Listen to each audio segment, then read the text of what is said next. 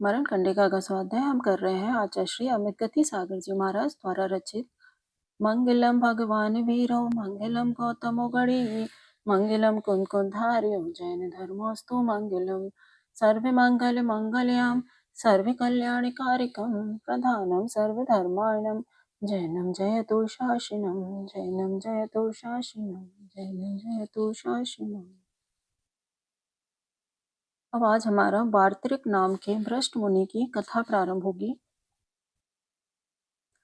कुरुजांगल देश में दत्तपुर नगर में श्री भूति ब्राह्मण के दो पुत्र थे, सोम शर्मा और शिव शर्मा। दोनों के विपरीत वेद पढ़ाया।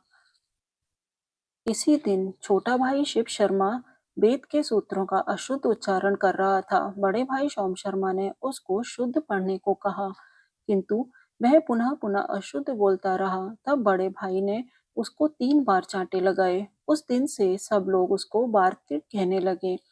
त्रिक माने 3 और बार माने 3 बार मारने से वार्तिक नाम प्रसिद्ध हुआ। आगे वह बालक वेद वेदांग में पारंगत हुआ, किंतु लोगों द्वारा वार्तिक नाम से पुकारे जाने से उसे दुख होता रहा। किसी दिन जैन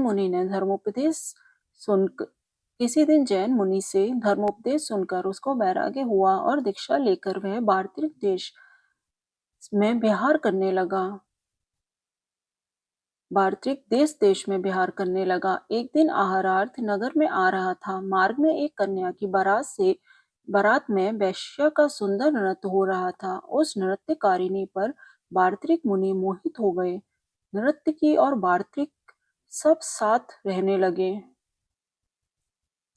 घूमते हुए दोनों राजगृह नगरी में राजा श्रेणी के समीप अपनी सुंदर नृत्य कला दिखा रहे थे।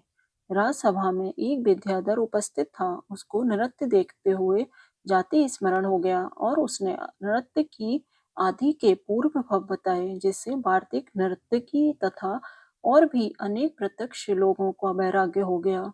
वार्तिक ने पुनः मुनि दीक्षा ग्रहण की। नर्तकी ने अपने योगी श्राविका के व्रत स्वीकार किए। इस प्रकार वार्तिक मुनि स्त्री के रूप को देखने मात्र से दीक्षा से भ्रष्ट हो गया था। कथा समाप्त। कामी सूर भी है, तीक्ष्ण और मुख्य है, तो भी विषय के अधीन होता हुआ मान रहित होकर धनवान के वश हो जाता है, जैसे कि रोगी पुरुष वैद्य के वश हो जाता है। कामी स्वयं कुलीन और मानयुक्त होने पर भी नीच की चाटुकारी करता है तथा वचन द्वारा माता पिता को दास करता हुआ निर्लज्ज होता है। भावार्थ, कामंत विषय सेवन के लिए इच्छित स्त्री के लिए आप स्वयं कुलवान हैं तो भी हीन जाति के पुरुष के पैर को दबाना आदि रूप खुशामद करता है तथा मेरी माँ तुम्हारी दासी है, मेरे पिता तुम्हारे दास हैं, ऐसा निर्लज्ज होकर कहता है। कामंद पुरुष नेत्रहीन होकर भी देखता है, कर्णयुक्त होकर भी सुनता नहीं। इस तरह काम से पीड़ित स्त्री का अभिलाषी वन हाथी के समान समूल हो जाता है। अर्थात जैसे वन हाथी हथनी के बस हुआ, कुछ भी देखता सुनता नहीं, वैसे ही कामी पुरुष होता है। जैसे जल प्रवाह में डूबता हुआ पुरुष जड़ता युक्त मूर्छित हो जाता है, वैसे काम द्वारा चतुर भी पुरुष शीघ्र ही चारों ओर से मंद हो जाता है। अर्थात उसको कार्य कुशलता नष्ट हो जाती है, मूर्छित सा हो जाता है। कोई गौर संदीप नामक मुनि कर्मार्थ होकर 12 वर्ष तक वैश्या का सेवन करता हुआ भी उसके अशोभन जीर्ण नष्ट पैर के अंगूठे को नहीं जान सका था। गौरव संदीप नाम के भ्रष्ट मुनि की कथा। श्रावस्ती नगरी का राजा दीपायन था। उसका दूसरा नाम गौर संदीप या गोचर संदीप था। एक दिन वह राजा वन क्रीड़ा के लिए जा रहा था। मार्ग में एक आश्रम वृक्ष मंजीरी से भरा हुआ देखकर राजा ने एक मंजीरी को कौतुकवश तोड़ दिया तथा राजा आगे निकल गया। पीछे से आने वाले जन समुदाय ने राजा का अनुकरण किया, अर्थात सभी ने एक एक करके उस आम वृक्ष की मंजूरी तोड़ ली। पुनः पत्ते तथा डालियां भी नष्ट हो गईं। राजा वन घृणा करके वापस लौटा तो वृक्ष को ना देखकर पूछा। लोगों ने वृक्ष नष्ट होने का वृत्तांत सुना तथा उस वृक्ष को केवल ढूंढ साथ खड़ा देखकर अकस्मात राजा को वैराग्य हुआ और उसने जैनेश्वरी दीक्षा ग्रहण की। अब मैं मुनि होकर विहार करते हुए उज्जैनीय में आहारार्थ पहुंचे। किसी एक घर के आंगन में वे प्रविष्ट हुए। वह गृह काम सुंदरी वैश्या का था। वैश्या को देखकर पुनः मोहित हो गए और वहीं रहने लगे। 12 वर्ष तक व्यतीत होंगे। ये किसी दिन वैश्या के पैर के अंगूठे पर दृष्टि गई तो देखा कि इसके अंगूठे में कुष्ठ है। उससे पुनः वैराग्य भाव जागृत होने से उस दीपायन का गौर संदीप ने पुनः दीक्षा ग्रहण की। इस प्रकार गौर संदीप मुनि स्त्री के रूप देखने से आसक्त होने से अपने चारित्र को भ्रष्ट हो गए थे। कथा समाप्त। आगे कामंद व्यक्ति शीत उष्ण की बाधा को, भूख प्यास को, खोटे भोजन को सहन करता है, मार्ग में श्रम को, खोटी सैया को सहता है तथा बड़े भारी बोझ को ढोता है। कामी श्रोभित होता है, खेती करता है, फसल को काटता है, खलियान साफ करता है, धान्य आदि को प्राप्त करता है, कपड़े सीने लगता है, चित्रकारी करता है, छेदन भेदन करता है, खरीदता है, काष्ठ का विदारण करता है, छेलता है, वस्त्रादि को रंगता है, बुनता है। काम रूपी राजा के अधीन हुआ मनुष्य गाय भैंस घोड़े और गधों की रक्षा करने लगता है। काष्ठ घास जल गोबर को धोता है। स्वामी द्वारा जहाँ भेजा जाए वहां जान रूप प्रेषण कार्य को करता है। मुसल से कूटता और भांडू से गृह आदि साफ करना नहीं झाड़ू से गृह आदि साफ करना आदि नीच काम करता है। कामर्थ विविध आयुधों से युक्त रणभूमि में प्रवेश करता है, युद्ध करता है, दीन होकर सतत पुस्तकों का लेखन करता है, अर्थात स्त्री की अभिलाषा से उसकी प्राप्ति के लिए कोई उसे पुस्तकों के में देख लेखन में लगावे तो उसको करने लगता है। गर्भिणी स्त्री के समान संयुक्त पृथ्वी का वर्णन करता है।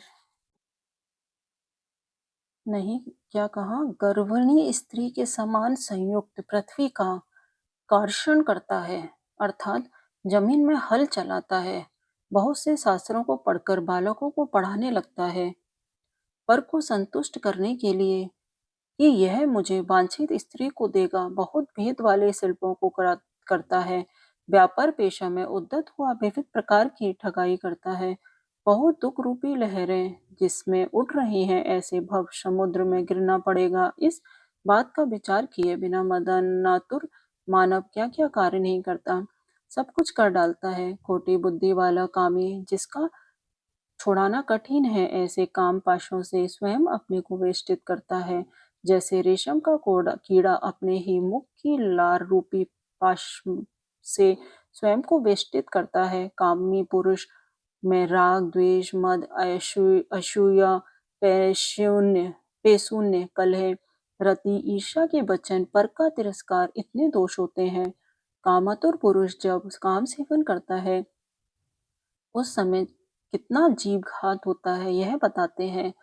जैसे तिलों से भरे नाली में तपाया हुआ लोहा डाला जाए तो तिल पीड़ित होते हैं, अर्थात छट छट करते हुए जल भून जाते हैं। वैसे ही स्त्री की योनि में लिंग प्रविष्ट होने पर वहां के समूढ़ जीव नष्ट हो जाते हैं।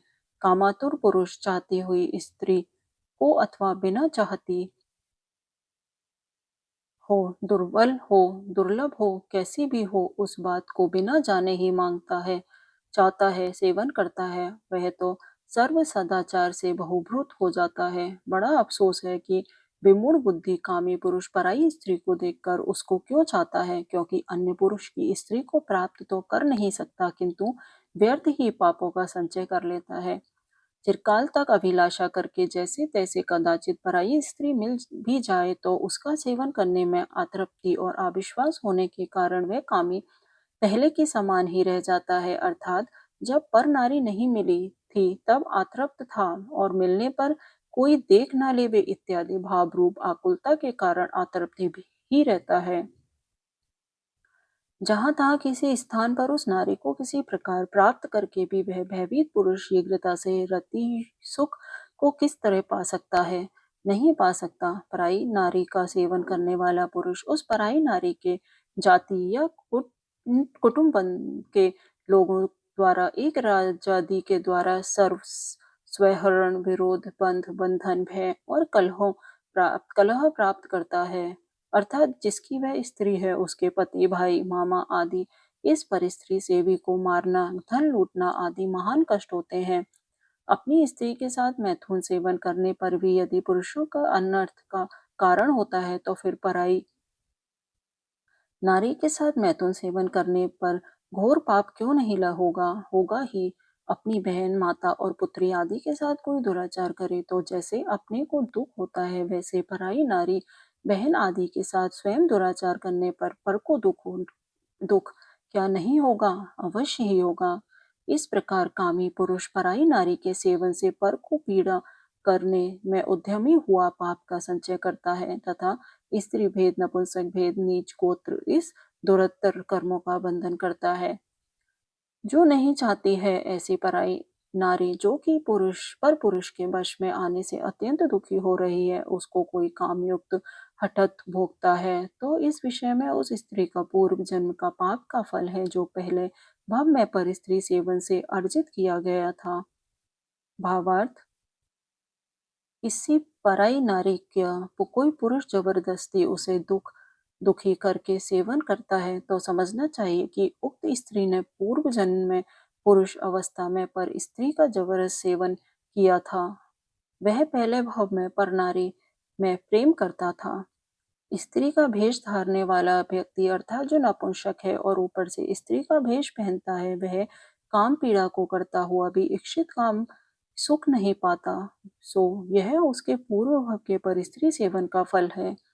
भावार्थ जो पूर्व भाव में पर स्त्री सेवन करता है वह आगामी भाव में नपुंसक होता है।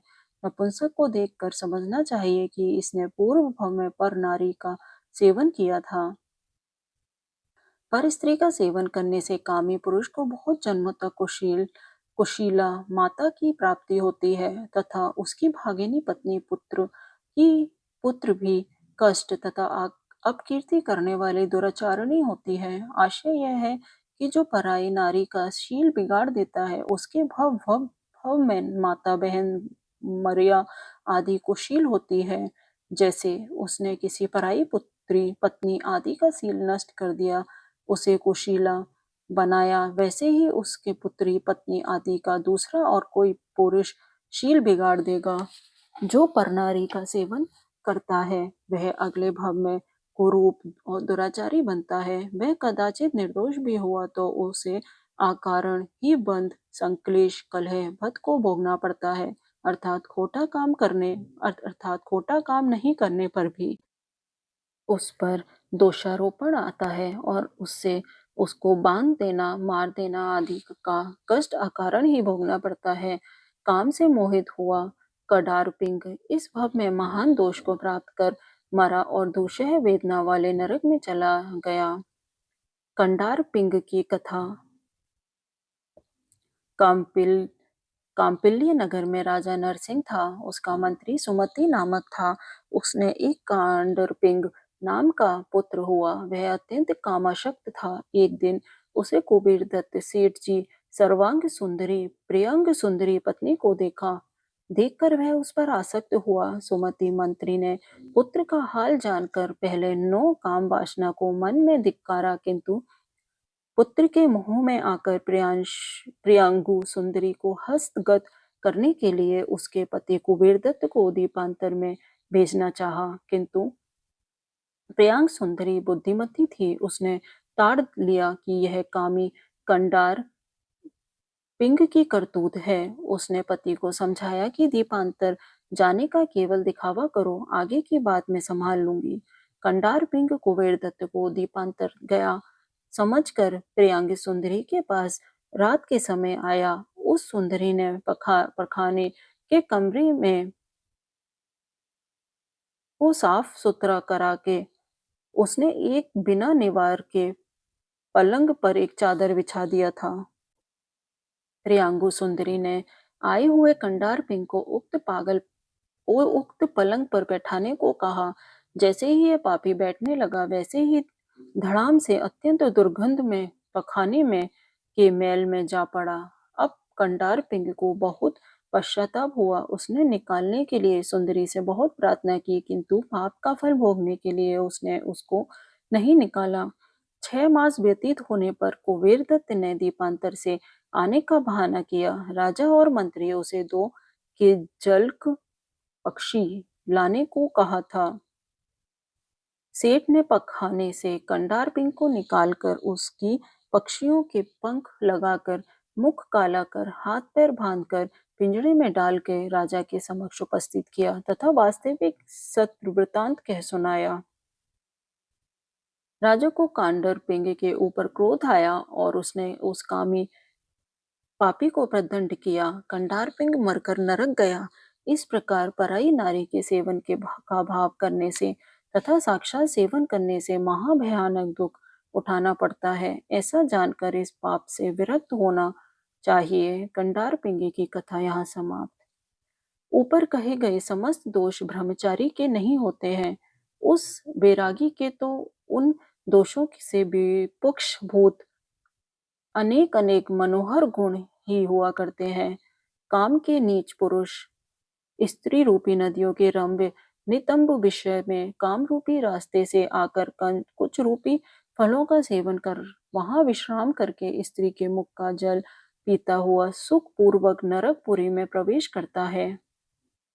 भावार्थ, जैसे कोई पार्थिक मार्ग में आने वाली नदी के किनारे पर विश्राम कर वहां के फलों का भक्षण कर नदी का मिष्ट फल जल पीकर सुख पूर्वक अपने इष्ट नगर को चला जाता है, वैसे ही कामी पुरुष कामरूप मार्ग से स्त्री रूपी नदी के नितंब रूपी किनारे पर कुछ रूपी फलों को खाकर मुख कफ जल पीता है हुआ नरक में चला जाता है। अर्थात स्त्री का सेवन करने वाला नरक गति में जाता है। जो पुरुष विरांग संपन्न है अर्थात स्त्री में राग नहीं करता है, वह ज्ञानी पुरुषों द्वारा बंदित होता है। जिनेन्द्र देव के समान समस्त पापों का नाश करने वाला होता है, अर्थात वह वैरागी क्रमशः अणुव्रत महाव्रत ग्रहण कर जिनेन्द्र बन जाता है।